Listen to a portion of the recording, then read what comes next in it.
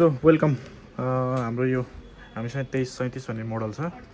2338 भन्ने मोडल छ हेर्न सक्नुहुन्छ तपाईँलाई सबै देखाउँछु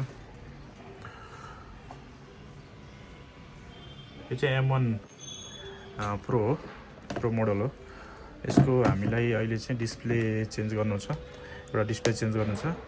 अर्को बेजल चेन्ज गर्नु छ यहाँ तपाईले राम्रोसँग हेर्नुभयो भने बेजल पनि क्र्याक छ यसरी हैन अनि त्यसपछि यो MacBook पनि एकदमै धेरै डस्टी छ यो 4 न 4 छ र इन्टरनल खोलेर पनि एकदमै 4 हुन सक्छ सो तीनटा कुरा चाहिँ हामीले चेन्ज गरेर कस्टमरलाई दिनेछौँ स्टे ट्युन अब हामीले 2338 पनि खोल्न लागिरहेको छु यसरी यो स्क्रुहरू सरेर खोलेपछि हाम्रो बहिनीले सबै यो बहिनीले म्याक बनाइदिन्छ अब यो केही गर्नै पर्दैन हाम्रो बहिनी एकदम ट्यालेन्ट छ बहिनीले म्याक बनाइदिन्छ ठ्याक्कै डिस्प्ले बेजल त्यसपछि सर्भिसिङ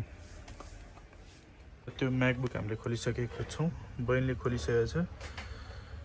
पानी लिक्विडहरू सब पसेको रहेछ MacBookमा चाहिँ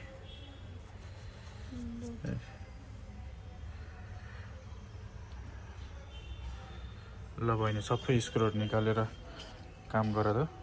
र 2337 यो पनि सबै कुरा रेडी भइसक्यो आधी बहिनीले खोलेर गरेको थियो त्यसपछि बाँकी कुरा चाहिँ मैले फिनिसिङ गराइदिएँ यसको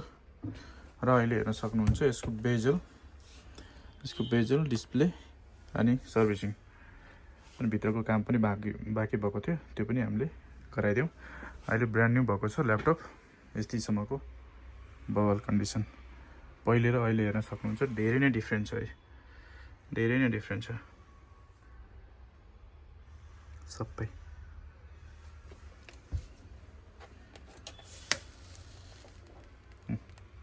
brand new